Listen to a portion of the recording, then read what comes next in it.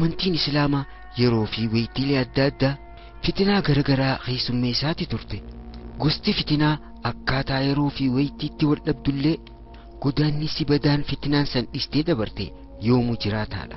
Muslimtoonni Itoophiyaatis akkasuma wayitii garagaraa fitinaa hadhoytu keessummeessaati turan. Fitinaan arrallee hin dhaabbanne.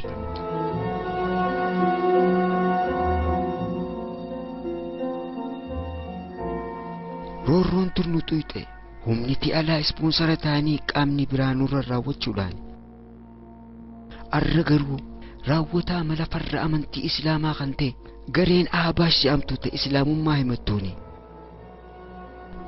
Ahbaash eenyu dhiiroo hundeessaan hoo?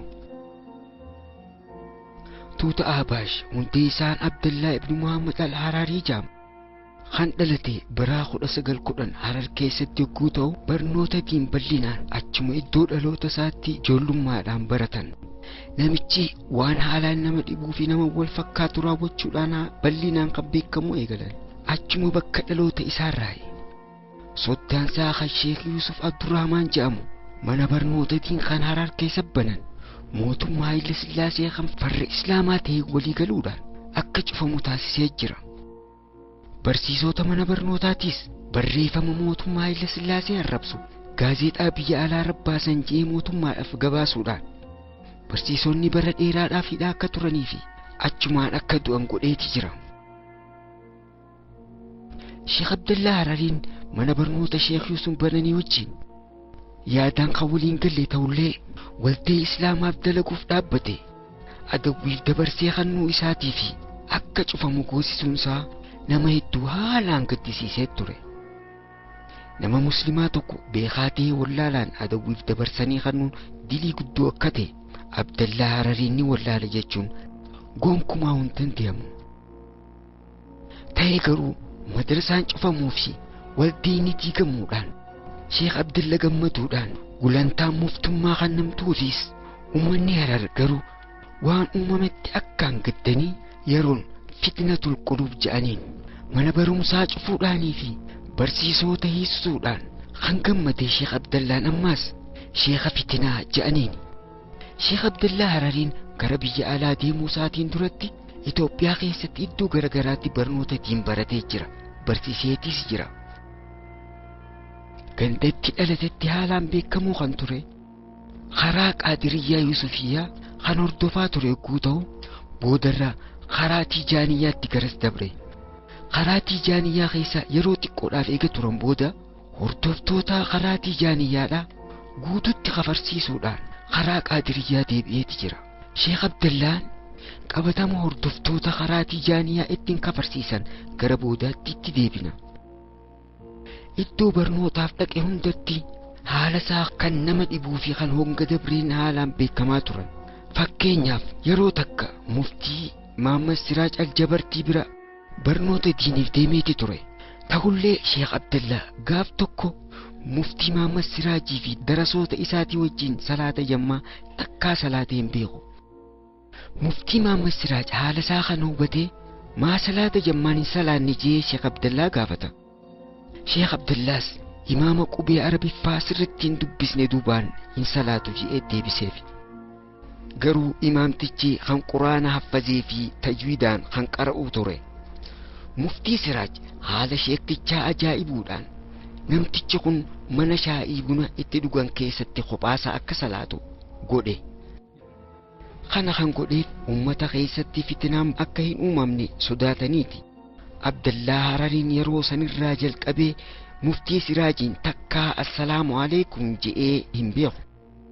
Sheekh Muhammad Siraaj kan haalli gammachiisinis fitinaan uumamuun duratti Sheekh Abdallaa madrasaa isaarraa akka ba'u yaaduudhaan darasoota lama ajajuudhaan akka fageessanii jalaa deebi'an godhan. Muftii Siraaj wanni akkas godhaniif Abdallaan Hararii kun balaa uumuu hin dhabu jechuudhaan yaadaniiti. Akkasumas yaadda'uu isaanirraa kan ka'e muftii Siraaj namtichi kun fuuldura balaa guddoo uuma jedhanii turan. Abdallaa Harariin Oromiyaa naannoo Amaaraa fi ollaa naannoo Kibbaa deemuudhaan barnoota amantii barataniiti turan. Godinni Jimmaatis bakka kitaaba itti baratee ittis barsiisa keessaa isii takka. godina kanatti iddoo aanulee jedhamtutti kitaaba Buluughul Maraam jedhamu yeroo barsiisu tasa barsiisuu isaa dhaabee daqiiqaa 30 hamma sa'aa takkaa ol fuula wali guuree ija isaa babaasuudhaan gara samii ilaaluu isaa kan argan darasoonni isaa haala isaa kanaan dhibamanii rakkamuu isaarraa kan ka'e barnoota dhiisanii biraa deemuuf dirqisiifaman. Ammallee waan maalummaan isaa hin beekamne walitti maruudhaan akka maatamaatti mormatti akka fannifatan godhu dawaa budaati jechuudhaan uummata naannawaatti gurguraa turan. Warroonni Ahbaashi ammallee mallattoo akkasii morma isaanii irratti ni fannifatan. Sheektichi kun waan nama shakkisiisuu fi waan nama wal fakkaatu irratti yeroo isaanii fixaa turan aayaata quraanaa kan arrahmaanu alal arshii istawaa jedhu hiikaaf akka naman dhibneef jecha hogguu quraana qaraatan istawlaa jaati arabiffatti qaraa jechuudhaan barattoota isaanii ajajaa akka turan. Sheekh Muhammad Abdul Wahab Yaasiin kan jedhaman darasaan isaanii kan duraanii dubbataniiti jiran. Quraana jijjiiruudhaaf tattaaffii inni godhe kana barattoonni isaa gammachuun hin qeeballe. Abdallah Hararii akkaan waa shakkaa ta'uu isaarraa kan ka'e yeroon salaataa geessii osoo jirtuu mee afa hin geenye jechuudhaan shakkii xalasa hin qabneen salaata isaanii boodatti aansaa turan. Iddoo deemu hundatti imaamni salaata nama salaachisu quraana sirriitti hin qara'u jechuudhaan imaama tokko duubaan hin salaatu ifiifis hin salaachisu. Abdullaan Hararii eega shoorarkaa Hararitti kaase boodaan gara Makkaatti kan deeme. Turinsa Makkatti godhaniin ulamaa'ii gurguddoo waliin kan wal baratan ta'us ilaalcha isaa fokkotaasan akka ibsuu hin dandeenye hubateeti jira. Ulamaa'ii Makka jiranii wajjin waliif galuu waan hin dandeenyeef yeruma san gara Israa'el deemuudhaaf amna jalqaban. Yeroon akka lakkoofsa Awurooppaatti bara 1948 tokkoo ta'u Israa'el ummata cunqurfamoo Filisxeemirraa lafa saamtee kan biyyasii itti godhatte. Abdallah Harariin yeroo murteessaa taate san keessatti gara Israa'el maaliif akka deemanii fi maal akka dalagaa ture wanni beekamu jiraachuu baatullee tilmaamni adda addaa isaaf kennamuun hin oolle. Kana keessaa tilmaamni tokko amata lamaaf yeroo Israa'el ture keessatti dhaabbata basaasa Yahudaa kan ture Mosaad waliin sarara hin cinne akka hidhatee fi garee Ahbaash kan fuula dur ijaarrachuu deemuuf bu'uura kaayyachuu isaaniiti. Eegasiin Israa'el irraa gara magaalaa Sooriyaa Damaasqootti deeme. Damaasqootti ilaalcha isaa kan dogongoraa kana facaasuudhaaf isaaf hin mijoone. Ulamaa'ii fi beektoota adda addaatii waliin mata duree garagaraa irratti falmii fi mormii gaggeessee ture.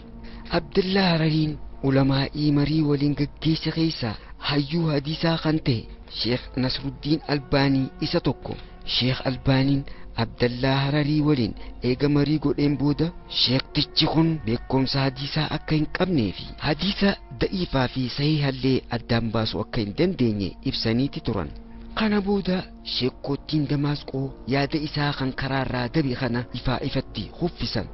Haalli kun kan ittiin tolin Abdullah Harariin namticha lammii Libaanos kan Damaasqootti wal baree waliin wal mari'achuudhaan yaada isaa hamaa kana bakka itti facaasuu danda'utti biyya Libaanos bikka rakkoo tanatti godaanan.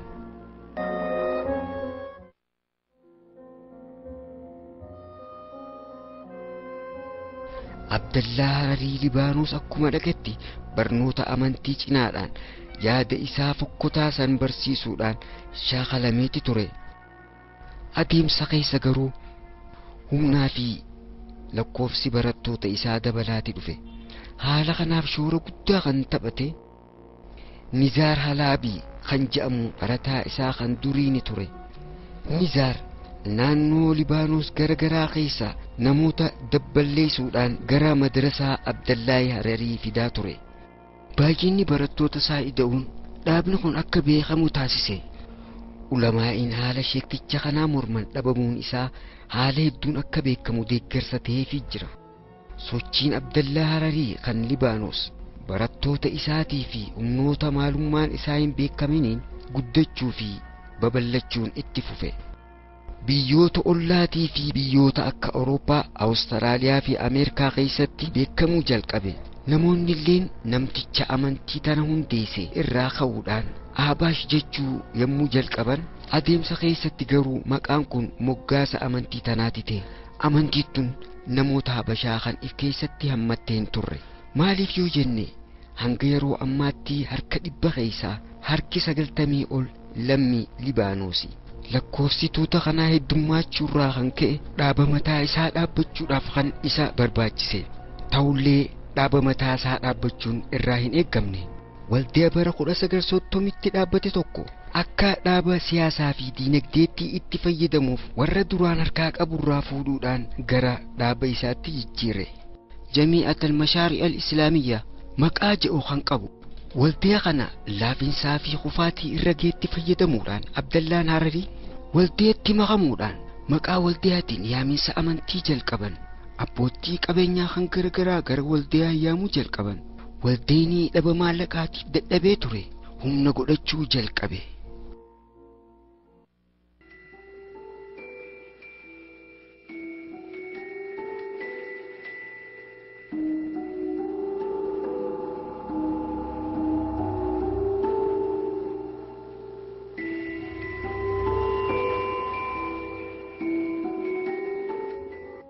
Baruma dhiyoo san keessatti lolli Libaanos kan bara 1975tti jalqabame. Sababa miseensi waldiyaa dabalee ta'uun olitti yeroo maalleeyni isaatis ittiin guddate ture. Tuutni kun lola kana kallattiin osoo hin ta'in harka lafa jalaatiin irratti hirmaatee jira. Miseensa waraanaatii fi kan waraanan ta'inis haala hin beekamneen jaaree jira. Lolli hawaasa Libaanos hogguu dhume. Waldeeni Abash bara 1983tti dura ta'an Nizaar Halaabii ta'uudhaan ifatti hojii isaa jalqabe.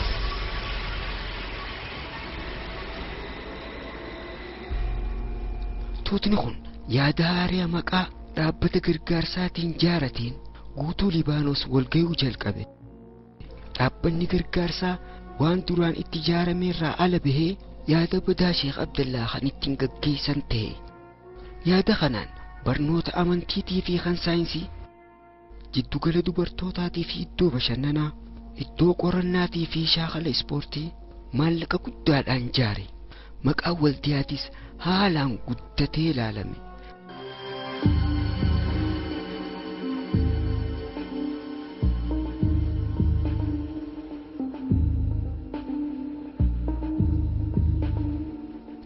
Waldeeni if guddisuudhaaf waan hedduu irratti hirmaatee ture. Kana keessaa tokko hirmaannaa siyaasaati. Waldiyaa fi hundee isaan Sheekh Abdallaa hirmaannaa siyaasaadhaa haraam godhaniis miseensa isaa lameen paarlaamaa Libaanos irratti akka hin hirmaanne hin dhoorkine. Abash bakka bu'anii warri dorgome lameen keessaa tokko sagalee gahaadhaan paarlaamaa Libaanos seenuu danda'e. Sochiin isaanii kan biraa barnoota hogguu ta'u barnoota addunyaa kan diinii fi kan ogummaa irratti bajeta guddaa baasuudhaan sosso'an. Sochiin waldee isaanii miseensa hedduu keessaafuu baay'ina ijoolleetii fi kan dubartootaa ida'uu danda'e. Sochiin miidiyootaan godhuus waan salphaa jedhamuu miti. Dhaabbata Manaaruun Hudaa jedhamu kan maxxansaa ni qaban. Reediyoo Libaanos keessaa dabruu fi sagantaa televiziyoonaa kan dhaabbataa ta'e ni qaban. Addunyaa irratti weebsaayitii beekamaa ta'e kan olola guddaa ittiin gaggeessan maqaa isaaniitiin bananii qaban. Ammallee mana maxxansa kitaabaa guddaa Daarul Mashaari jedhamu kan galiin isaa biliyoona 3.2 gahuu qaban. Lakkoofsi miseensa isaanii 200,000 fi 50,000 kan gahu ta'ullee guddinni maallaqa isaanii akka shakkii keessa seenan nama godha. Abashin lakkoofsi isaanii akkaan xiqqaa ta'uu wajjin dinagdeen isaanii cimaa kanaa fi adeemsa jabaa kana duubaan eenyutu jira gaaffii jedhu kaasuun barbaachisaadha.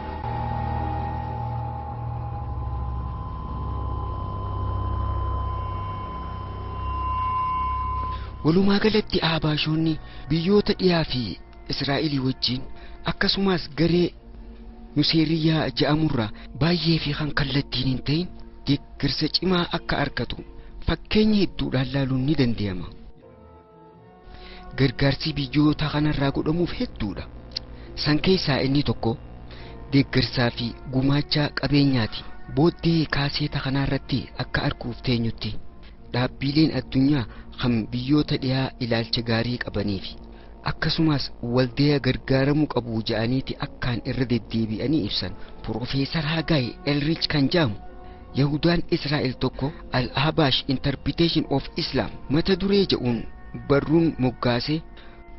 Ahbaashiin musliimoota hunda adawwii godhachuudhaan warroota muslima hin ta'iniif ilaalcha gaarii akka qaban kan ibse. Kun isaan galatoonfachiisa jechuudhaan barreessee jira. Tuutti Ahbaash akka armaan olitti ibsametti biyyoottan dhihaa biratti musliimoota biroo caalaa haala adda addaatiin deeggarsi biyyoota kanarraa godhamuuf shakkii addaa kan namatti uumu hogguu ta'u hariiroon isaaniitis akkaan cimaadha. Yeroo takka Abdallaa Harariin ilaalcha isaanii nama barsiisuudhaaf gara biyyoota biraa deemee ture.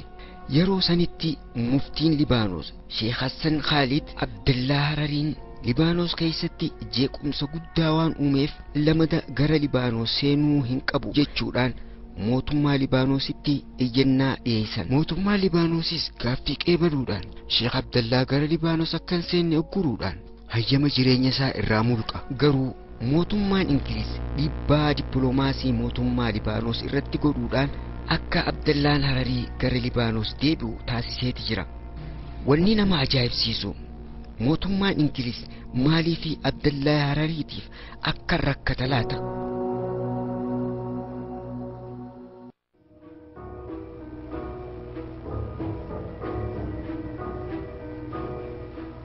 Waa'ee Israa'el ilaalchisee Ahbaashii fi hundeessaan isaa yaada akkaan nama weerarsu qabaniif bara 1982tti Israa'el humna waraanaatiin Libaanos weerartee turte. Yeroo san hoogganaan garee Ahbaash Abdallaa Harariin Israa'el humna waraanaa jabaa waan qabduuf isaanii loluu fi isaan dura dhaabbatanii ifirraa ittisuunis haraami jechuudhaan fatwaa kenneeti jira. Namoottiin hedduun ilaalcha Ahbaashii kan hedduu dinqisiifachaa turan. Ammallee gocha kana caalu kan biraatu uumame. Kunis Israa'el Libaanositti masjiidota Burjii Al-Haydaritti argamu mana barnootaatii fi dhaabbatoota biraa misaa'iliin cufaa hogguu guutu waajjira Ahbaashotaa kanachitti argamu itti gufachuu dhabuu isiiti. Yeroo san booda dhaabbanni basaasa Israa'el Mosaad tuuta Ahbaash ilaalchisee nageenyi isaanii akka eeggamuuf gufuun takkalleen akka isaan hin xuyne dhimma nageenyaatiif xalayaa erguu isaa qondaalaan waraana ol aanaa Libaanos saaxil baase. Mee haa jennuuti Israa'el maaliif Ahbaashiif eegumsi akka godhamuuf barbaadde? Sababni isaa hoo maali? Qaanyi Ahbaashii fi walqunnamtii isaan Yahudaa waliin qaban kan biroo haa laallu. ADL Anti-Defamation League dhaabbanni jedhamu addunyaa irratti ol aantummaa mootummaa Israa'el. Dhaabbanni kun abbaa fedhe farra Israa'elitti, abbaa fedhe shororkeessummaadhaan yakkisiisee Ameerikaa fi mootummaa biyya dhiyaatiif gabaasa akkasumas ragaa fi ajaja ni kenna. Namootaan kana keessa tokko tokko maqaa baasaniiti jiran. Kan eeggatu namoota waliin guuruudhaan karaa hijaatti bahu qofa. Haala kanaan ADL nama maqaa baaseef keessaa tokko beekaa Gibxii kan ta'e Dr. Yusuf Al-Qardaawiidha. ADL Al-Qardaawi Theologian of Terror kan shorar kan nama kaasu jechuudhaan murteesse. Kunis weebsaayitii ADL www.adl.org irratti bahee jira. Dhaabbata Yahudootaan Yahudaaf dhaabbate kana maqoolee dhaabbata isaan deeggaruu fi hojjetu weebsaayitii irra kan argamu yoo ta'u, akkuma gartanittis sarara afraffaa gubbaa irratti Ahbaashiin Association of Islamic Charitable Project maqaa isaa kan Ingiliffaa jedhamuun barreeffameeti argama. Haala gadhee Yahudoonni hojjetaniinis gargaaruu isaa ifatti mul'isaa jira. Yeroota kana keessatti Ahbaashii malee sunnis ta'e shi'aarraa tokkolleen hin jiru. Ibsa kana keessatti dhaabbanni Yahudaa 4 hageetu jira. Fakkeenyaaf tokkoffaa, lammaffaa fi ja'affaarra kan argaman dhaabbata Yahudootaati. Mirga dhiiraa fi dhiirtii dhalaa fi dhalaa wal fuudhuutiif ni qabsooyna warra jedhuus dhaabbanni lamaas ibsarratti ni argaman. Kunis kan nu garsiisu Ahbaash Yahudoota qofaa wajjin osoo hin ta'in warra dhiiraa fi dhiirtii dhalaa fi dhalaa akka wal fudhanni mormina jiru wajjinis dalagaa jiraachuu isaati arkina. Haala nama ajaa'ibsiisu Metropolitan Christian Council of Philadelphia dhaabbata jedhamu malee dhaabbanni kiristaanaa tokkolleen ibsa keessatti hin argamu. Tsiyoontichi ADL jara kan dhamaasuu fi fakkaata. Maqaa Ahbaash irratti hiriireen no hate for place je'anii jira. Jibbansi nu jidduun jiru jechuu isaati. Dhugumatti jidduu isaanii jibbansi hin jiru. Ahbaash Yahudaa wajji jaalala malee jibbansaa hin qabu. ADL ummata cuqquffamaa Filisxeem bilisummaa isaanii akkan arkanne dhaabbata dura dhaabbachaa ture. Bulchiinsi Filisxeem akka biyyaattiif jaaruuf dhaabbata mootummoota wal ta'aniitti iyyannaa galfatee ture. Ta'us gaaffiin akka fudhatama dhabdu ADL fi fakkaataan Yahudootaa Ameerikaa wajjin waliin makamu gaaffiin akka qeebalama hin arkanne tattaaffii guddoodha godhe. Dhiheenyatti bulchiinsi Filisxeem dhiyaataa mootummoota wal ta'anii irraa kan ta'e UNESCOon gaaffii miseensummaa dhiyeessee gaaffiin fudhatama argatte. Ta'us ADL ibsa ejjennoo websaayitii isaa irra baaseen akka argitanitti UNESCOon Filisxeem miseensummaan qeebaluun isaa akka dallansiisee fi United Nation tarkaanfiin bilchaanne fudhatte jechuudhaan dallansuu isaa diriirse. Kana jechuun ADL fi gargaaroonni isaa kan akka Ahbaash bilisummaa cuqqurfamtoota Filisxeemiif ilaalcha gaarii akka hin qabneef ifatti nu garsiisa.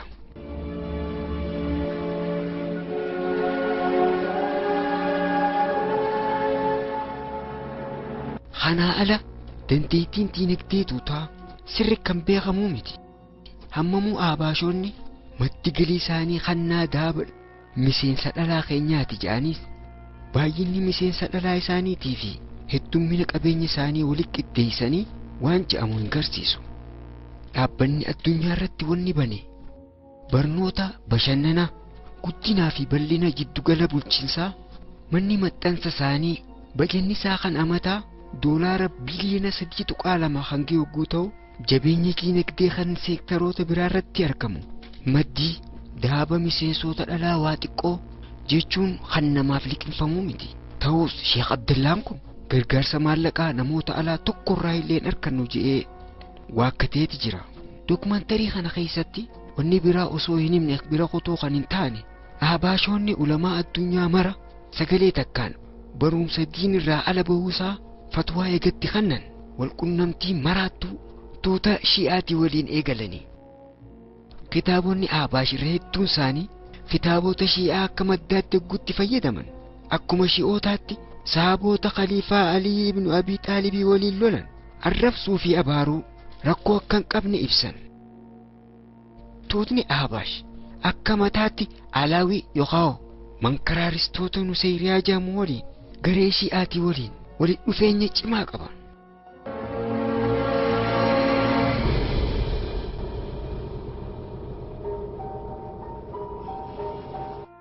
Pirezidaantiin Suuriyaa Haafiz al-Asaadii fi maatiileen isaa hordoftoota amantii tanaa guutaan tuutni amantiidhaan Aliyyi ibn Abi Xaalib rabbiitu bifa namaatiin argamee jedhan.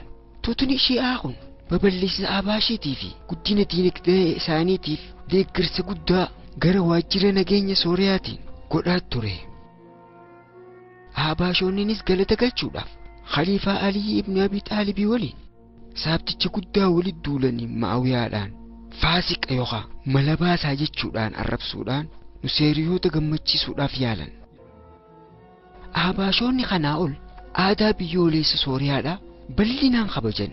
Hooggantoonni Ahbaash gurguddaanis bulchoottii Suuriyaa gurguddoodhaa waliin walitti dhufeenya cimaa qaban.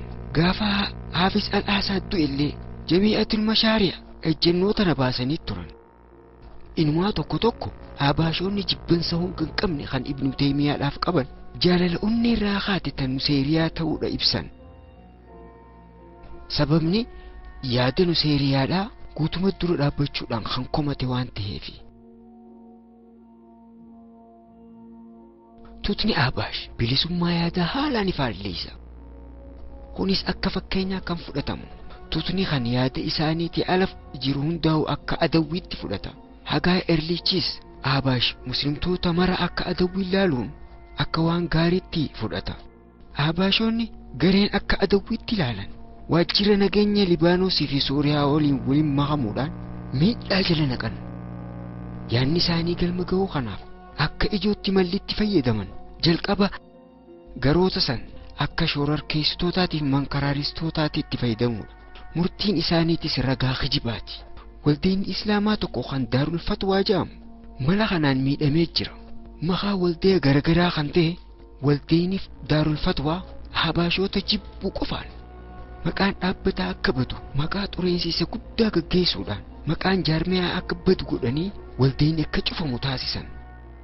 Dursoonni Daarul Fatwaatii fi kan biraatis ifeeggannoon ajjeechaadha miseensa Habash irraa yeroo hedduu akka itti kenname ibsaniiti jiran. Hireen cufamuu kan mudate kan biraatis waldee Tafsiyatul Idaaya wal Ihsaan kan jedhamu hogguu ta'u waldeeni maqaa xureessuu Habashootaatiin qabeenyi hundi zarfamee akka cufamu taasisame. Habashonnis gammachuu isaanii yeroo san ifatti mul'isatan. Kana malees muftii Libaanos kan ture Sheekh Hassan Khalid muftiummaa irraa akka ka'u kan godhan hogguu ta'u ji'ootaan booda muftiicha ajjeesan. Habashonni ammallee muummicha ministeera Libaanos kan dur Rafiq al-Harari irratti ajjechaa raawwachuu isaanii seera muraan addunyaa kan galmee ajjechaa san qorate gabaasa isaa irratti beeksisee ture. Yeroodhaaf dureen Habashootaa to'annaa jala oolanii turan. Habashonni kan hunda wanni raawwataniif yaada isaaniitii fi gareen isaanii qoftiin akka jiraatan waan fedhaniifi. Nagayaa fi tasgabbii muslimtoota jidduu jiru badee jeequmsaa fi shororkaan akka olaantummaa harkattu fedhuu isaaniitiin gargaaraan mala isaanii kanaa duuba waajjira nageenya warroota dhiyaatii fi basaasa akka Moosaad fa'aadha. Bu'aaleen yaada kanaa kan ta'an jala deemtuun Abdallaa Hararii sirnaan akkaataa islaamummaa wanti qabataniif qaanyii biraarraayi.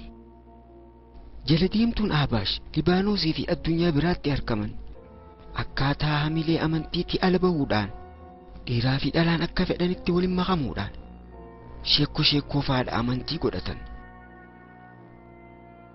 Yaada tuuta Habash irratti qorannoo bal'oo kan godhanii fi kan kitaaballee gumaachan Dr. Abdurrahmaan Ad-Dimishqiyyiin ibsi isaan kan itti aanu maalummaa hawaasa Habash sirritti nutti ibsa.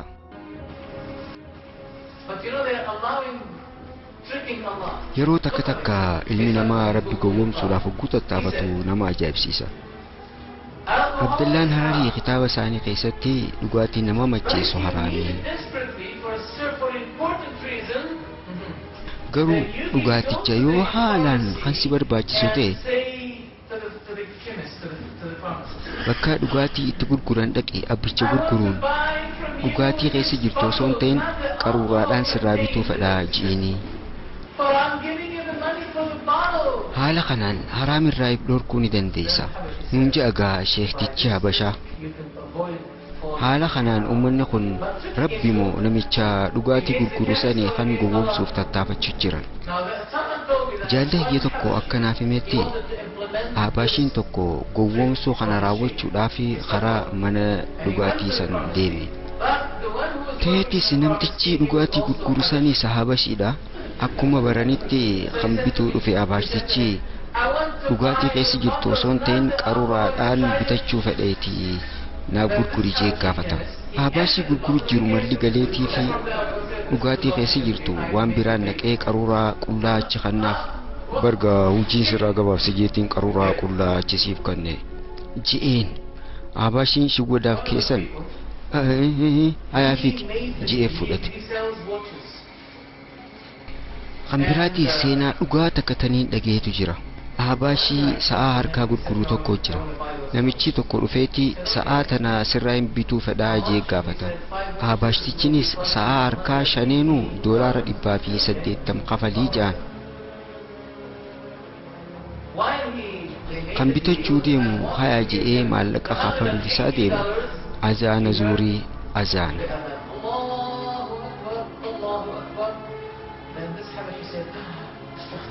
Habashichinis astaghfirullah egaa isaanii booda bitii gurguriin haraami magaalaan teenya asii dhaabbachuu qabdi ja'a.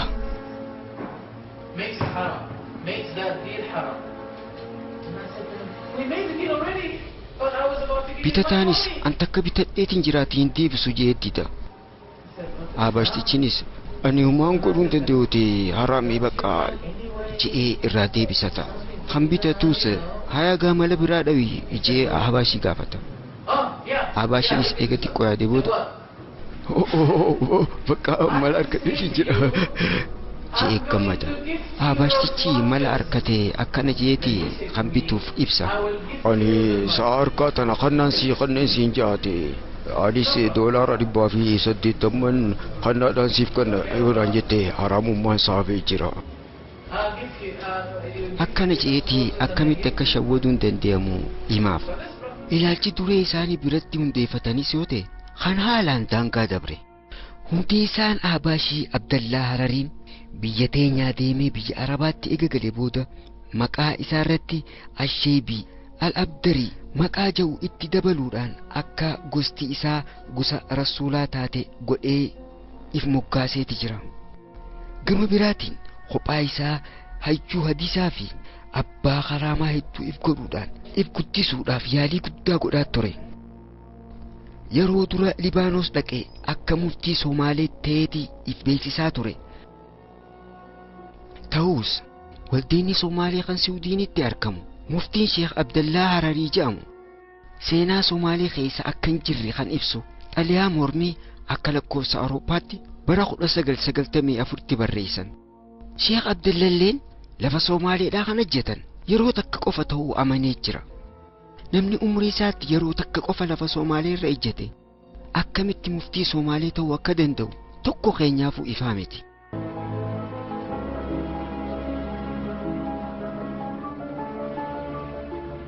Kara biraatiin jala deemtuun Sheekh Abdallaa ilaalchi isaanii dabaan kan duree isaaniitiif qaban nama ajaa'ibsiisa. Xaalaa Albadruu fi Xaalaa Ashamsuu maqaa faaruu kan Abdallaa beekamaa ta'uudha.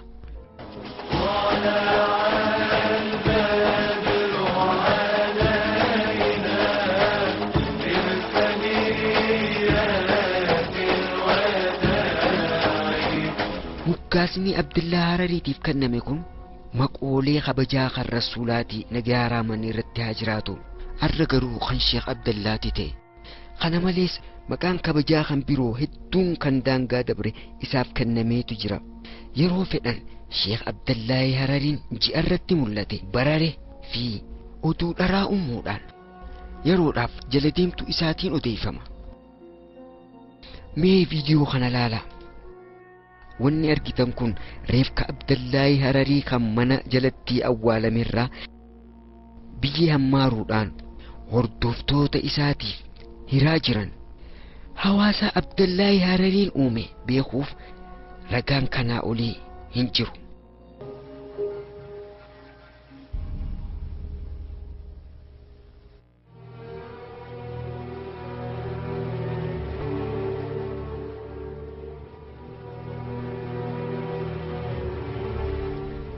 Tootni badii kan Abaash jedhamu muslimtoota waliin dha'uuf malli itti fayyadamu guddaan ajandaa wal dhawaa filachuudha. Keessaafuu waan ulamaan muslimaa itti waliin galiin ajandaa amantii balleessuu jallisuudhaan kaasuudhaan shoorarkaa ummatatti uuman. Ajandoota kana fakkaatu keessaa dureen itti fayyadaman maqaa fi sifa rabbii kan ilaalu. Yahudoonni ajandaa muslimoonni itti walibbu uumurraa ibboodan ja'an. Argamsiisaan samii fi dachii dandeeyaa fi jiraachisaa maraa kan ta'e rabbii keenya guddaan Allah hanqina hundarraa kan qulqullaa'ee fi gabbaramaa hin qoratamne. Uumamni waa'ee isaa kan inni himeen ala gooftaa qoratanii irra gayanii miti. Ergamaan keenyaas nagaa rahmanni irratti haa jiraatu. Waa'ee rabbii hin qoratina ammoo waa'ee uumama rabbii qoradhaa jechuudhaan kan daangaa nuuf godhe. Sammuu nama fayyaatti fayyadamnee rabbi qorachuudhaan akka karaa hin dabneef. Tuutni Abaash jedhamu kun ammoo islaamaa fi toohidaaf nama yaadu fakkaatanii sifa rabbii qorachuu irratti barmaata yeroo maraa godhatan bu'uuroota amantii islaamaa kan hin guuttatinii fi muslima waltajjii beekumsaarraa fagaate damee beekumsa guddaa barbaaddu kana keessa fuudhee cuubuudhaan gingilchaa muslimaa fi muslima ta'uu dhabuuti godhatan. Sheektichi Fitinaa Abdallaan Hararii kitaabni isaa kan guutameen rabbi qorachuu qofaan kan guutame guuta'u yaada isaanii alaa kan jiru maraa'u kan kaafirtootaati jedhanii ibsuudhaan ulamaa'oota addunyaa gurguddoo kafarsiisuudhaan meeshaa godhatan. Kana kan godhaniif tooyidaaf rakkamanii yoo sitti fakkaate dhugaa dogongorte. Tooyidaaf dhimma tokko kan qabne beekuudhaaf ulamaa'in addunyaa hundinuu warra shirkiiti jechuudhaan murteessanii ragaalee qushaasha sababa godhachuudhaan halaal godhachuun isaanii ni ga'a. Dabalataan hordoftoonni tuutaa yeroo hedduu bikkitti argamanii fi gochi naannawa qabrii raawwatan gochi seeraan alaa akka tooyidaaf dantaan qabne sirritti agarsiisa. Faallaadhaan waan ulamaa'in irra waliin galin irratti ajandaan shakkisiisaan ammoo maqaa toohida jabeessuutiin ummata bira babal'isuudhaan shoora harkaa uuman. Ummanni wallaaloon kun rabbii ol ta'e qulqullaawaa ajandaa qormaata isaanii hogguu godhan jabeenya isaa hin sodaatani. Rabbiin bakka hundatti na sodaadhaa hogguu jiru nu eeggachiisee osoo jiru ummanni sodaan rabbii haalaan kan dhabamtetti akka rabbi sodaatu gorsuu osoo qabu ajandaa dogongoraa kan rabbiin bakka takka hin jiru jedhuun ammaas ulamaa'ii gurguddoo kafarsiisuun dhugatti haala nama fayyaati. Gooftaan keenya Allah ani kan waa hunda arguuti if eeggadhaa osoo jedhee jiru rabbiin akkamitti argaa ija qabaa hin qabu kan jedhan wal mormii fixan qabne gara hawaasa uumaan beeknee fiduun sanirratti hundaa'uudhaan ulamaa'ii yaada kanaan ala qabu kafarsiisuudhaan dhugaa karaa rasuulaati. Toohida humna muslimoota dhaloota dabree kan ta'e barootaaf ummata walitti hidhuudhaan toohida tokko godhe ajandaa wal mormii godhuudhaan ummata islaamummaa irraa baasuun dhugaa islaamummaadha. Wallaahi akkasii miti. Kuni malli kan Yihuudaarraa qeebalamee ummata daboo ahbaashiin kan nuuf illimame malee irraa fagaachuu qabna. Nabiyyiin nagayaa rahman irratti haa jiraatu akkaataa ittiin barsiisanitti rabbi sodaachuu isuma qofa gabbaruun hojii gaarii irratti tattaafachuudha qabna.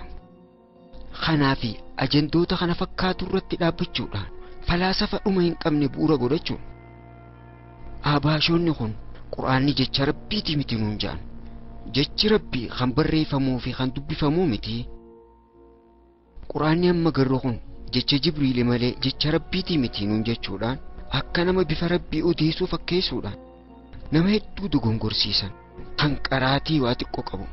Ajandaan akka olii kan itti fakkaatullee xiyyeeffannaan isaanii guddaan garuu hawaasni muslimaa amantiin quraana irraa qabu akka dhabamtuu fi akka shakku isaan godhuu fi rabbiin haa eegu.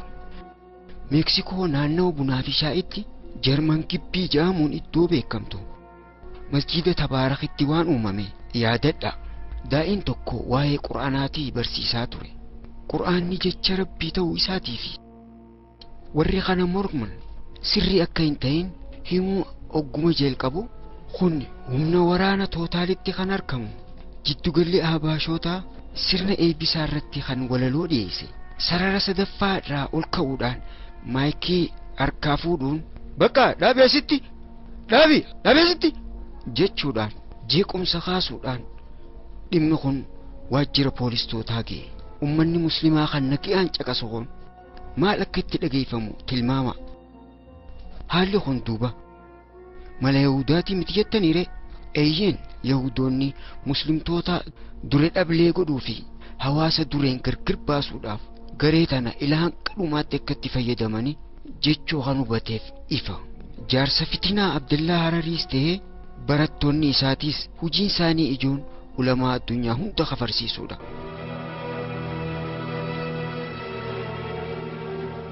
Kitaabni fuuldura keessanitti gartan kun At-Ta'aawunu 'Alannaahi 'Anil Munkar kitaaba jaarsa Fitinaa hogguu ta'u Daaril Mashaari'een bara 2009 marsaa afuraffaatiif kan maxxanfame ulamaa addunyaa dila mazhaaba osoo addanfooyin kan itti kafarsiisan kitaaba bal'aa ta'uunsaa hin oolle ilaalcha ifeeggannoo yaada aboluutii wajjii jechaa maqoota baafatarratti iffame gubbaarra hanqa jalaatti daawwadha. Mee adda babaasaa ulamaa isaan kafarsiisan laaluudhaaf haa yaallu. Kafarsiisuu kan jalqaban ulamaa ijoo duriirraahi addunyaan Sheekul Islaam jechuudhaan kan faarsite hayyuu guddaa Ibnu Taymiyaa kafarsiisuudhaani. Fuula 30 irratti daawwadha. Namni Ibnu Taymiyaa Sheekul Islaam jee yaame martinuu kaafira barruu jettuutu kaayame. Yaa Allah, ibsa kana qofaan muslimni miliyoona meeqa akka kafire yaada. Maqaa Sheekul Islaam jiru duris ta'e amma Ibnu Taymiyaadha yaamuudhaan kan itti fayyadame nama kumoota hedduudha. Ummanni dilli kun hogguu kafaran hinnaani ammallee fuula 37 laala.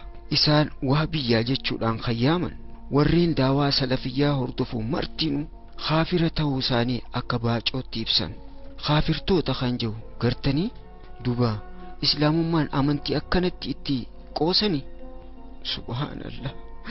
Tuutni kun kan kafarsiisan salafiyyoota qofa yoo si fakkaate dhugaa dogongorte. Yahudoonni wanni barbaadan duree dhablee muslimtootaati malee toohidaa mitiiti. Ulamaa suufiyyaa guguddoo hogguu kafarsiisan daawwadha. Sheekh Mutawallii Sha'araawi beekaa suufiyyaa beekamaa Gibsiiti. Irra hedduun namaa ammaas duree ulamaa'ii suufiyyaatti lakkaa'u.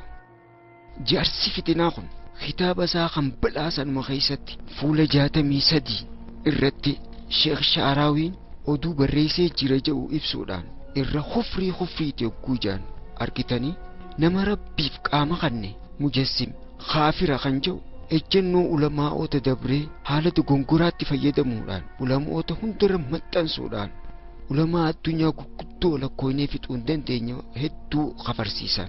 Inna lillahi wa inna ilayhi raaji'uun.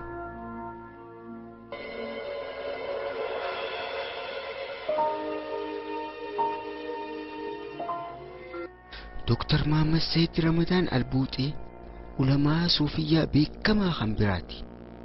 Guddaa suufiyyaa ta'uunsaa ammoo ulee khufrii tan jaarsa fitinaa san duraa isan baasne boqonnaa tokko isaaf lakkisuudhaan waa'ee khufrii isaa nuuf ibsa. Kan alaa isa daawwatuuf jaarsi fitinaa kun aalimni akkan jiraanne nama fedhu fakkaata. Fuula 65 irratti daawwadha. Jechoota sheekaatu dubbatee jedhu falaasafa baree wajjin wal qabsiisuudhaan kaafira jechuudhaan murteessan. Eenyu duraa boolaata? Aalimni suufii beekamaan Damaasqoo Sheekh Rajab Dibiis kufrummaa irraa hin eewalamne. Boqonnaan tokko isaaniif qophaa'ee kufrummaan isaa eega ibsameen booda kaafiroomuu dhabuun jara akkanaa dubbachuu dhabuun akkamitti halaal godhama gaafii jettuun murtiin kufrummaa goolabamti. Subhaanallah. Chaanaalota Yamaniis ta'e xaabiyaa iqraadhaa kan hordofe aalima suufiyyaa guddicha Sheekh Habiib Alii Jaffii illeen jalaa hin miliqu. Jaarsi fitinaa kun immoo fuula 38 irratti mujassim kan hin kafarsiisin mataan isaa kaafira jechuudhaan addunyaa suufiyyaatiif gadda kufrummaa isaanii ibsaaf. Uleen kufrii asit dhaabbate yoo seete dogongortee jirta. Ilaalcha suufiyyaa bakka bu'uudhaan kitaaba baay'ee addunyaaf kan gumaachan suufiyyaa Soodoon Dr. Muhammad Alawiidhaa muftummaadhaaf parsantii takkan guutu jechuudhaan hogguu xiqqeessu fuula 97 irratti daawwadha.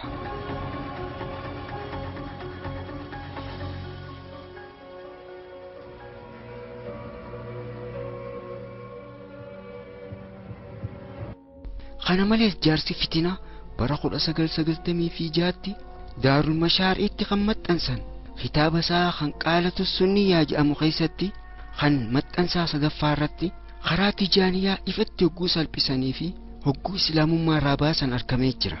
Akka iskiriina irratti gartanitti fuula 223 irratti warreen karaa aalullaa hundinuu kan qur'aanaa fi hadiisaa wajji wal simatanii karaa tijaaniyaa waan hin ta'in kitaabni isaan maxxansan ammoo ifatti hadiisaa fi qur'aanaa wajji wal faalleessan jechuudhaan karaani hordofna jedhan kan suufiyaatii waliinuu waliigaltee takka akka hin qabnee fi abbaa fedhe xiqqeessurraa akka hin deebine ta'uu isaa agarra.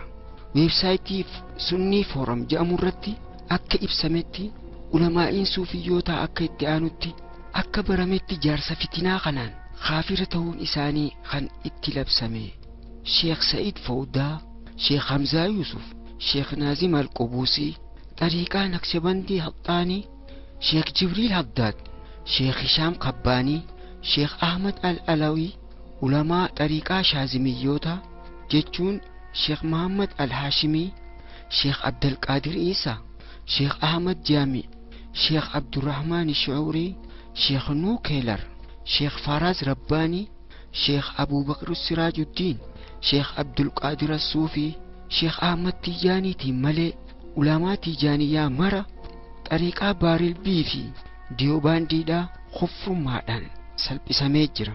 Ulamaa Suufiyyaa mara kafarsiisee garuu jaarsi fitinaadhaa ani Suufiyyaadha jedhan. Subhaanallah, kan isa amanu ni jira laata?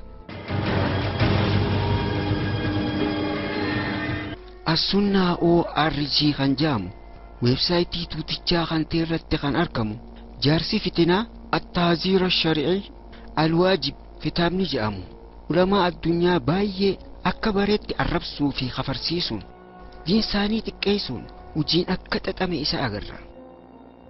Akka iskiriina irra gartanitti deebii hijibarra kan namtu boqannaa jedhu irratti maqaa hedduu ulamaa'ootaa fi kitaabotaa ibsuudhaan isaan if eeggachiisa.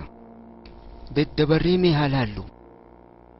Tafsiira kitaabaa beekamaa kan ta'e keessaa tokko Tafsiir Zammahshariin akka gartanitti kufrummaan ifa baate tan keessa jirtu jechuudhaan murteessa. Asitti ammaas Sheekh Ibraahim Nizaamii irraa Ibnu Rawaaniitii fi oduulee Mu'ammar Ibnu Musannaa akka irraa ifeenu nuuf hima. Dabree ammaas hundee isaa mazhaaba Zaahiriyyaa kan ta'an kitaaba Al-Haafiz Ibnu Azma Zaahirii akka haalaan irraa ifeenu adaraan hunjaa. Ulamaa guddaa Ibnu Rushdiin maqaadhaan yaamuun irra deebi'ee firraa eegaa hunja. Kufrummaa ifa baate qaba jechuudhaan ammaas kitaaba Sha'araanii keessaa beekamaa kan ta'e Al-Munaaji'aatul Kubraa irraas akka if eeggannu nuuf hima. Kunoo kitaabni jaarsa fitinaa kun. Insaanul Kaamii kan jedhamu kitaaba Sheekh Abdulkariim Al-Jayniitii fi Sheekh Abdulqaadir Al-Himsi Ash-Shaaziliin kitaaba Mawlidun Nabiyyi jedhamu kan waa'ee mawlidaa odeessu kan arramfame keessatti ramadama. Ulamaa Suufiyyoota Habashaa gurguddoodhaas kitaaba kana keessatti osoo isaaniin tuqin irra dabarre 15 irratti Sheekha guddaa Harar kitaaba Sheekh Nibraasiin qophaa'e kan Alfissalaatu ala Nabiyyi jedhamu akka bareetti kufrummaa qabaa jechuudhaan xureessee jira. Sheekh Muhammad Abil Wafaa Al-Halabiyyiin kan qophaa'e kitaaba Mawlidun Nabiyyi jedhamuu fi Ibnul Hajar Al-Haytamiin Ni'matul Kubraa alal Aalamiin kan jedhaman kitaabni lamaas akkanumatti maqaa xureeffamee jira. Sheekh Harar Sheekh Haashim Ibnu Abdulaziz Al-Hararii Fathur Rahmaan fi Salaat ala Ashrafil Noo'il alal Insaanii kitaaba jedhamuus fottoqqee xiqqeessuu irraa hin baane. Kitaabottiin Sheekh Ibnul Qayyim Al-Jawziitii fi kan Sheekh Sayyid Saabiq illeen akkasumatti kan ibsamee fi arrabsamee guutaan ulamaa'ootaa fi kitaabni baay'een afaan ammallee arranfamaniiti jiran. Subhaanallah, fottoqqee ulee jaarsaa duraa kan najaabu eenyu laata? Addunyaa Suufiyyaatii ala kan jiraatan warra da'awaatii fi muftiyoota falaasama balleessuu Ahbaashiin kufrummaan itti murtooytee jirti. Miseensa miliyoona 5 kan qabu dhaabbata gargaarsaatiin kan hoogganamu Sunnaa ul Hayaat kan jedhamu da'awaadhaan qalbii dargaggootaa to'achuu kan danda'e daa'icha Amri Khaalid kufrummaan kan itti murtooyteerraa isa tokko akka barametti mujassim jechi jiru irra laxxafamee jira. Kufrummaan akka millaaftuu taate laata? Pirezidantii ulamaa'ii addunyaa kan ta'an Dr. Yusuf Al-Qardaawiin arraba jamaa Ahbaash jedhamu dura hin miliine. Jaarsi fitinaa kitaaba isaanii sanuma keessatti fuula 60 iskiriina irratti akkuma agartanitti jecha Rabbii tikichibsiise. Nabiyyi wajjin waliif qixxeessee komii jettuun islaamummaarraa achi baasee jira.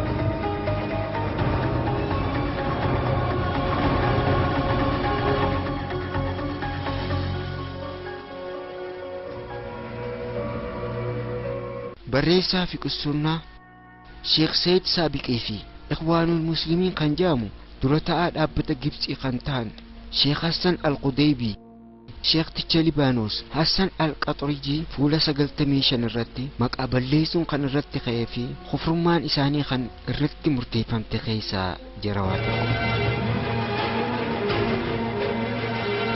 muslima Dr. Zaakir Naayik hin beekne ni jira jechuun inumaatu hin danda'amu. Egaa kuni jeena daa'ii islaamaa keessa adda dureedhaan kan hiriire daa'iin addunyaa dhiyaa haalaan harkisuu kan danda'anii fi gateetii muslimootaa boonaan ol kan qabachiisan islaamummaaf abokaattoo dhaabbachuun isaanii addunyaa irratti kan beekaman hogguu ta'an chaanaala daawaa kan isaan dhaaban Peace TV'n daawwattoota miliyoona 100 ol akka qabu himamaaf. Weebsaayitoonni sifiaonline.com kan jedhamuu fi dhaabbata sheekticha fitinaa AICP gargaartota kiyya keessaa tokko jechuudhaan sadarkaa afuraffaa irratti kan kaa'e. Weebsaayitiin barattoonni sheektichaa dhaaban ammoo haafirummaa Dr. Zaakirinuuf odeessan. Weebsaayitiin kun ulamaa islaamaa gurguddoo irraa dureedha jechuudhaan kan kaa'e. Sheekh Abdullah Hararii aalima fakkii ulamaadhaa imaama muhaddisa aabid jechuun gulantaa inni hin qabneen maqaatti godhuus Dr. Zaakir kaafirummaadhaan moggaasuuf ammoo hin talisaa'u. Weebsaayitiin qabxiilee baay'ee ibsuudhaan daa'ii jaalatamaa kafarsiisuu dirqiidhaan irratti dhiiba. Akkuma gartanitti Dr. Zaakir amantii qaadiyaanii qabaa. Dhaabbata fatwaa 500 kan ge'u Dr. Zaakir kafruusaa ibsanii Dr. Zaakir hadiisaa fi qura'aana irratti ni kijibaniiti fi maqaa balleessuu kan biraa hedduu irra kaayuudhaan kaafirummaa Dr. Zaakir ibsan. Rabbiin haa eegu. Sababa qaceelloo miliyoonaa kan ta'e daa'ii guddaa kafarsiisuun dhugumatti yahudoota ala eessaa argama?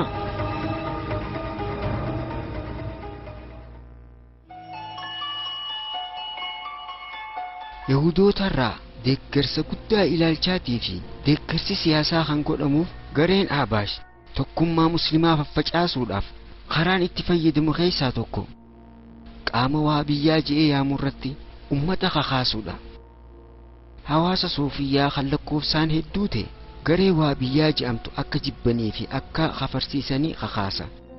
Keessaafuu ilaalcha salafiyyaatii fi suufiyyaa jidduutti biyya qurramni jiru hogguu dhaqan wahabiyyaa dhabamsiisuu dhufne jecha jedhu fayyadamuun muslima tokko obboleessa isaa kan biraa irratti kakaasan. Dhugaan garuu kan biraati. Isaan adawwii islaamummaati malee diina wahabiyyaati miti. Nuti suufiyyaa jedhan malee ummata waan ta'uu fi waan hin taane nama kafarsiisnee qaama isaanii irraa himiti.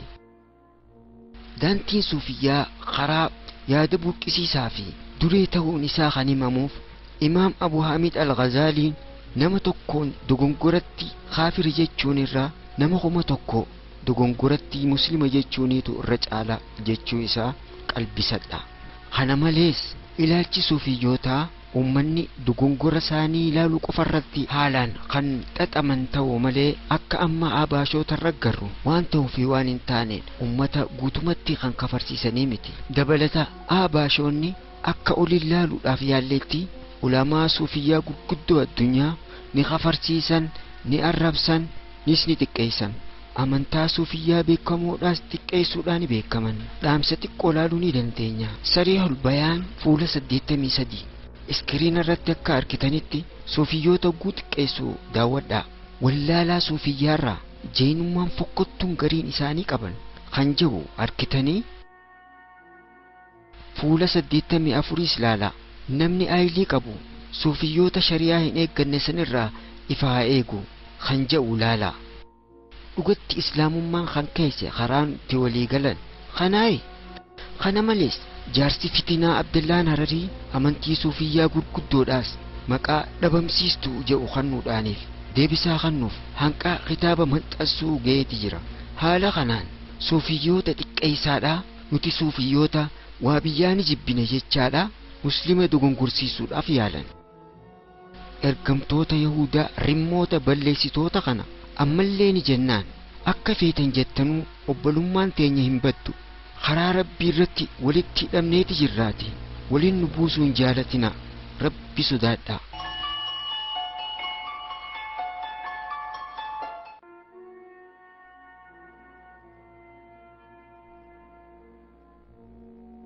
Gareen badduun Ahbaash jaamtutun malabaasaa Abdallaa Harariitii fi jala deemtuu barattoota isaatiin muslima balleessuuf malli isaanitti fayyadaman keessaa tokko yaada dogongoraa walitti guurrachuuni.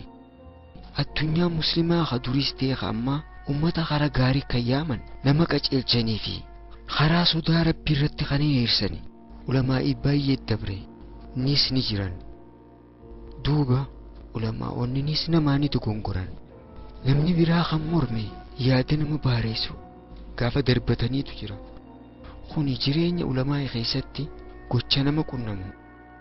Ilaalcha dogongoraa kana kitaaba ulamaa'ii gugguuruudhaanis jaarsi fitinaa Abdallaan Hararii kitaaba tokko irratti walitti guura. Kaayyoon isaanii ifa. Ummanni yaada faagaa ba'e qabatanii waan islaamiin tilmaamneef jireenya yakkaatti akka makamu. Sunnaa jabduu nabiyyi irraa dabee yaada shakkisiisaa fi fiinxarra jiruun akka qajeelfamu godhuufi jabeenya isaa ajjeesuudha. Bifa kanaan kan qajeelfaman kitaabni jaarsa fitinaa tokko Sariihul Bayaan jechuun yaamama. Baafata saalaalaa boqonnaan dhimma tokkorraa kan dhimma tokkoo kan dabru tartiiba dhaman qabne ta'uu isaati argitan. Dhimma aqiidaatii fi fiqeedhaa walitti makaadhaa asii fi achi ajjechaadhaa mazaabarraa gara mazaabaa utaalaa gocha nama baareessan hogguu barreessanii argitan. Hammamuu Abdallaan Hararii fiqeedhaan Shaafi'ii ta'uu himanillee yaanni isaan darbatan garuu hammala ginkilchaa Shaafi'iyyaatiin qulqullaa'ee miti. Murtii takka qofa keessatti Shaafi'iyyaarraa gara Hanbaliyyaa, Maalikiyyaarraa gara Hanafiyyaa shudhubsuudhaan yaada ala ba'e filachuudhaan tarreessan. Xiqqoo turree fakkeenyaan akka laallutti mazaaba dhableedha jajjabeessan.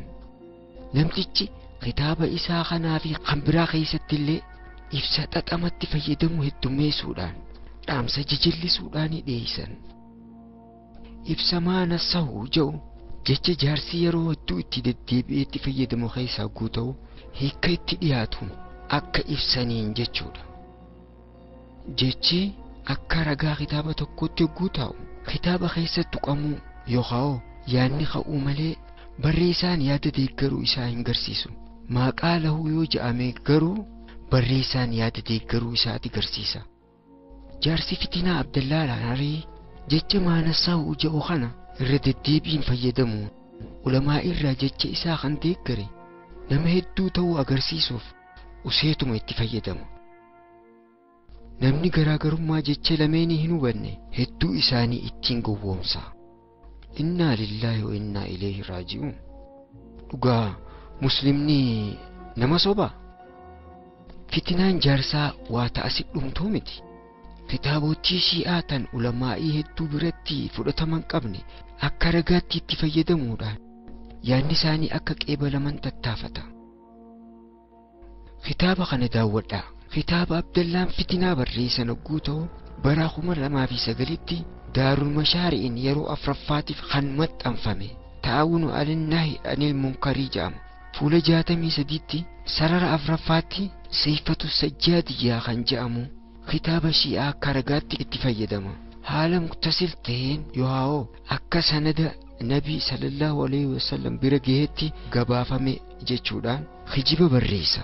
Yaa subhaanallah. Kitaabni addunyaa sunniitti guututti qeebalama kan hin qabne ta'e osoo jiru kitaaba sunni akka fakkaatu gabaasa muktasir ta'e dhaamsa jedhu irratti maxxansan.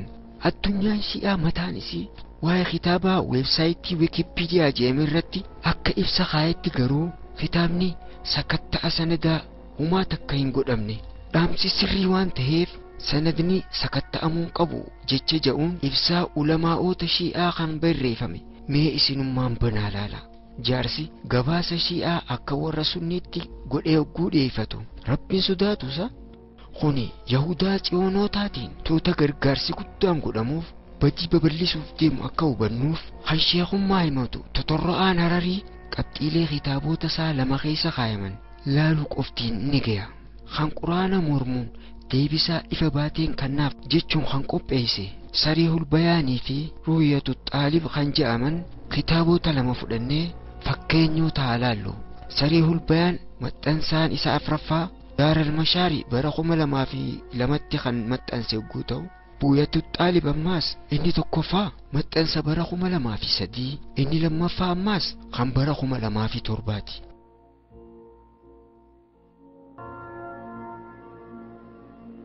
Sariihul Bayaan mujallada tokkoffaa fuula 195 irratti mata duree boqonnaadhaa daawwadhaa.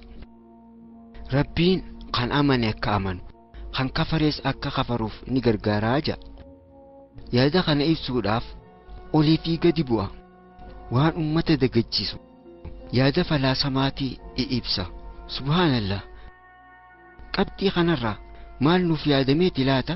Musliimoonni noo maal akka fayyadamuu fi kun himamaa fi kufurmaa akka qeebalanii fi gargaarsa rabbiitii akka ja'aniif rabbiin nu haa eegu. Du'aa'iin hidhannoo muuminaati. Rahmata rabbiitii ittiin kadhatan, milkii addunyaa fi aakhiraati ittiin kajeelaniin nabiyyiin sallallahu alaihi wasallam dhuha ibaadaati jechuudhaan nuu dhaame. Du'aa'ii ala maaltu raawwatama? Isin rahmataa fi araarama rabbiitti kajeeltan, waan ifii jaalattan nama biraatiifis jaalachuudhaan rabbiin muslimtoota cufaaf akka araaramuu fi jannata akka isaan naquu kadhattaniif. Jaarsi fitinaa Abdallaan Harree Arrii ammoo du'aa'iin tun hadiisaa fi quraanaa walitti buuti. Inumaatu si qafarsiisa siin ja'a. Kitaabuma san mujallada tokkoffaa fuula 194 daawwadhaa. Rabbiin dilii muumintichaatii fi muumintittii hundaa'u akka isaaniif araaramu kadhachuun haraami kan jedhu mata duree boqonnaa kan ija sibbaasu garta. Hogguu gabbuute ammaas inumaa kufurmaadha jechuudhaan dubbata. Muslimtoonni araaramaaf du'aa yoo godhatan Yahudoonni maal miidhaman yaaboo? Barsiifatni Abaash ulamoota biyya keenyaa kan dur aanniyyii fi daanniyyii akka hin faalleessine nuuf hima. Garuu aanniyyis ta'ee daanniyyi manzuumoota isaanii keessatti baay'inaan kan godhan Allahumma ighfir lil mu'miniina wal mu'minaat wal muslimiina wal muslimaat du'aa'iin jettu kufriidha jechuudhaan murteessa. Aanniyyii fi daanniyyi sheekottii manzuumoota biraa jettus kaafiroota. Sheekota suufiyyaa gurguddaa kafarsiisaa ani suufiyyaa guujaan hin qaanfatani.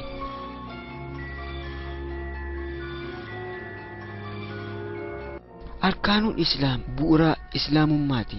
Jaarmeen Islaamummaa utubaa 5 irratti dhaabbatee jira. Yaani Abaash garuu bu'uura Islaamummaa kana diiguudhaaf kan tattaafatu fakkeessuudhaani. Ajantoota amantii fakkaatu kaasuudhaan muslimtoota kara daguu fi irraanfiitichi yaama. Qabxiilee xiqqoo haalaallu.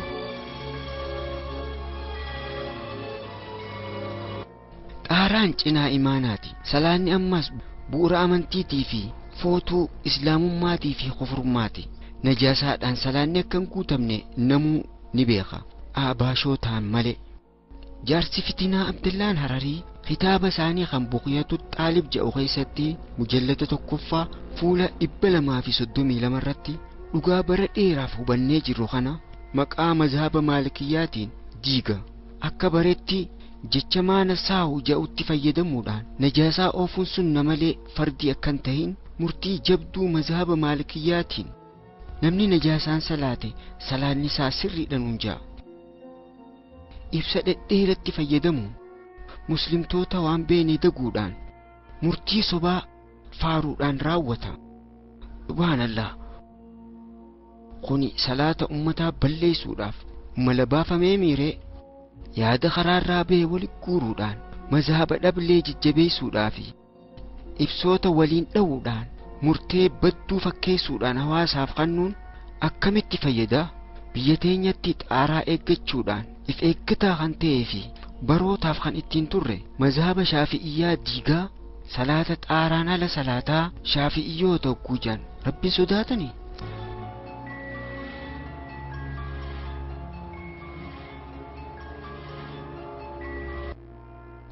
Arkaanuu Islaamii irratti duulli kun jabaatee jira. Zakaa irratti yaada tuutni qabu daawwadhaa. Allah subhaanahu wa ta'ala zakaa salaataan adda baasee hin beeku. Quraana keessatti waliin ibsaman. Khaliifaa Abu Bakriis nama zakaa dhorkateen ilaahan qaloluuni ga'e. Arkaan Islaamaa tartiibaan diiguun badaa waan taateef tarkaanfii jajjabduu fudhateeti jira. Ammaas kunoo diiginsi Islaamummaa bifa jijjiirratee mala ahbaashoota Yahudaatiin uffata beekumsaa uffatee dhufe. jaarsi fitinaa Abdallaan Hararii kitaaba isaanii kan Sariihul Bayaan jedhamu keessatti mujallada lammaffaa fuula 147tti mala waliin dhadhawinsaa kan baranitti fayyadamuudhaan zakaa maallaqa waraqaa irraa baasuun dhimma filannoo akka ta'e nuuf ibsa. Mazhaboota afreen keessaa 3 maallaqa waraqaa yookaan ittiin fayyadama zahabaa fi fiddaatiin ala zakaa baasuun dirqamaa miti jedhanii jechuudhaan zakaa baasuun garuu eeggannoodhaaf gaariidha jeen nuuf hima. Subhaanallah, yeroo ammaatti dahabaa fi meettaa bakka bu'ee kan dalagu maallaqa waraqaa ta'uun osoo beekamuu fatwaa ulamaa'idhaa waliin dhadha'uudhaan zakaa hambisuun islaamummaa diguudhaaf miti, dirqama zakaa jabinsa isaa eeggachuudhaaf gaariidha jee jijjiiruudhaan mala yahudaa guddaadhaa miire. Rabbiin nu haa tiisu. Soomanni Ramadaanaa bu'uura islaamaati. Musliimoonni marti olii gaditti guddaa fi xiqqaan dirqama hawwiidhaan eegan. Muslimni bakka ga'e hundi ba'aa durraa hanqa dhiyaatti nyaata, dhugaatii fi walqunnamtii saalaarraa if eeggatee Rabbi gabbaruudhaan shaakalama. Subhaanallah, jaarsi fitinaa Abdallaan Hararii immoo nama saala dhiiraatii fi dhalaa qabu yookaan hormaan gaddaarii wajjin walqunnamtii raawwachuun soomana hin furtu nuun ja'a. Yoo amanuu dadhabde Bughiyatu Xaalib mujallada 1ffaa fuula 395 daawwadhaa.